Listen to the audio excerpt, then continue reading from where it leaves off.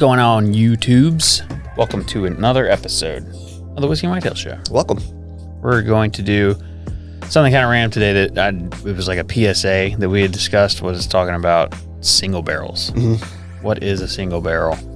Are they any different? Mm-hmm. And that came from going to a store, talking to a store owner. And the guy was like, no, I don't do single barrels. I was like, oh, why? You know, and he was like, I'm not paying extra money for a sticker for the same juice that comes in a regular bottle, blah, blah, blah.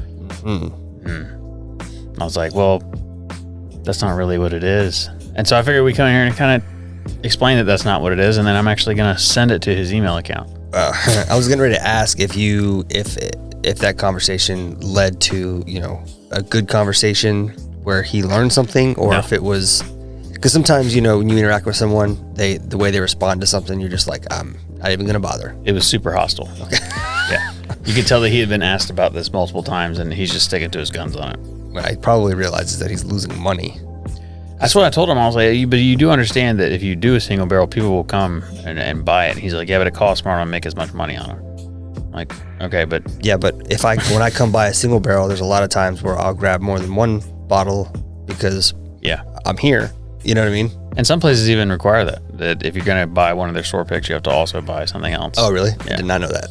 But that's when they have things like OWA and.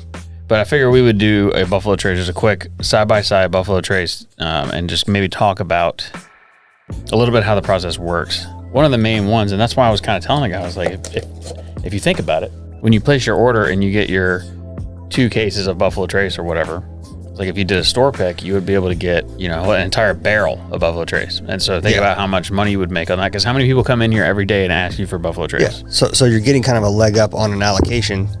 Yeah.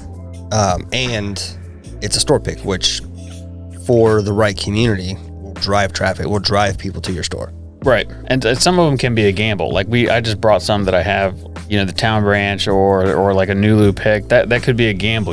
Those may sit on the shelf. Sure. But if you do something like Buffalo Trace or Eagle Rare or something along those lines, they're going to sell immediately. And he's not wrong. He's going to pay more per bottle than he does regularly, but he can also potentially charge more as well. Yeah, people are willing to pay for the service you're providing, more or less the product that you have custom selected. You know what I mean? And that's kind of what we're here to talk about. Is that when you do that, you are getting a different product. Yeah, definitely.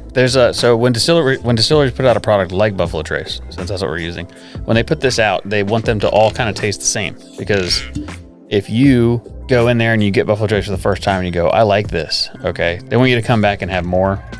Right. So if you come back the next time and it doesn't taste the same, then you're probably going to be like, I don't know why, but I liked it last time, I didn't like it this time. And there is a palate drift that happens with any distillery, but the job of a master blender, which is usually female, is probably the hardest job in the industry, because it's that person's job to get you the same product every time as consistently as they can. Taste the Jack Daniels today and you have a bottle that you managed to not open for 20 years, there's going to be probably a little bit of difference between the two. Yeah. But probably not going to be drastic though. No. And it's going to be close enough in consistency that quality product, the same as it was 20 years ago, you're still getting quality. Yeah. It probably tastes a little different 20 years ago, but for sure 5 years ago, it should taste the exact same. Oh, yeah, absolutely. Yeah. But the reason the palate drift happens is because you have barrels that are aging, right? And they don't always age the same, and you have to choose from different barrels to do the blending, right?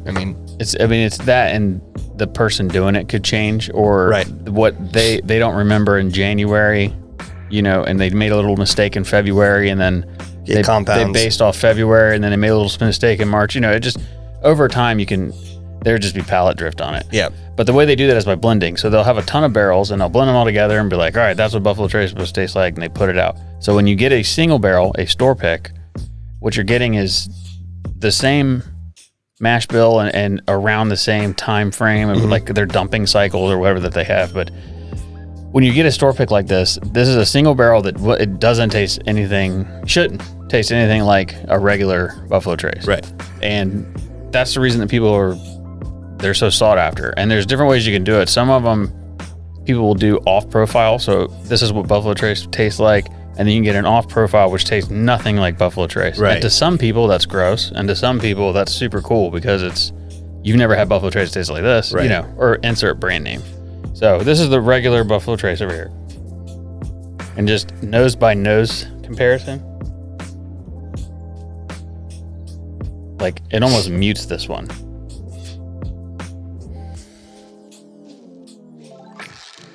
Yeah, this one's the store pick seems a little more mild, like not as much ethanol. Not as much to it. So they would probably mix this with something else that had a more of a stronger nose to it. But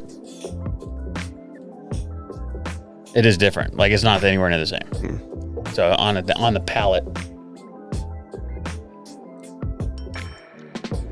tastes like Buffalo Trace. Yep. And that's the taste that everyone's always hinting for, and that it tastes like a good quality bourbon at a good quality price. And that's why you can't find them, because and you can find them. You just have to develop relationships. Like when we were at that event. It's fun.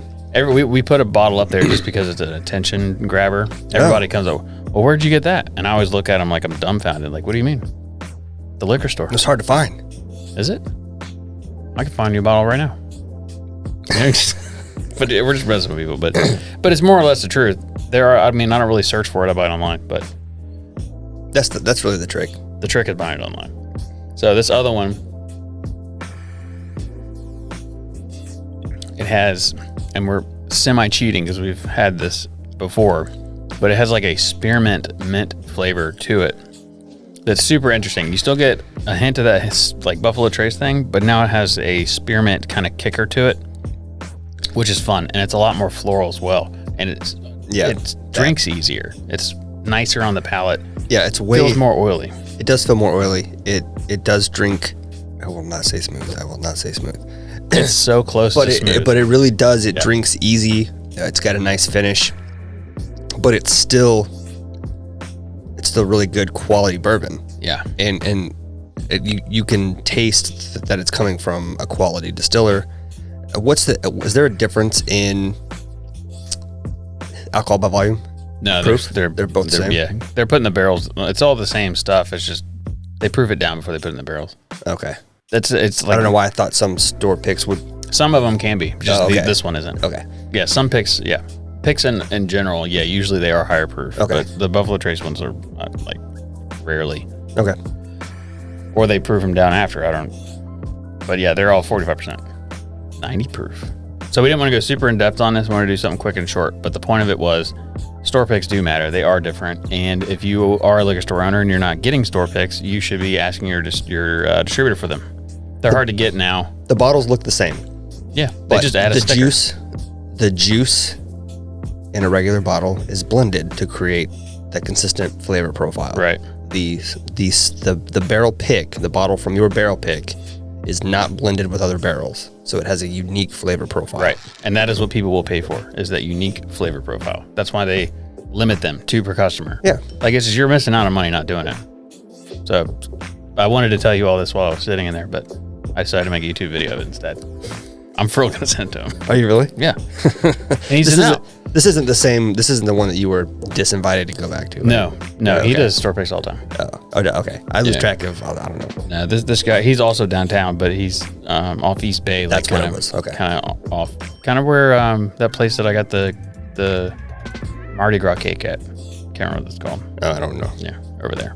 But so yeah, they are different. And then when you get into groups and stuff, most people are aware of single barrels, just because they do things like this. This is called tatering. When you tater up the bottle and they get little stickers and stuff on it, it's a lot of fun. And those are also stuff that most people like to buy. Right. It's also, as long as you have the ability to push them out. And from a perspective of someone who just likes to drink whiskey and have different whiskeys, buying store picks, even if it's something maybe you don't drink, it can be some bargaining power for you. Yeah, trade, definitely. Trade fodder, so to speak, where you have a bottle you can use or two to get a bottle of something else that you want from someone, someone that's looking to try something new. It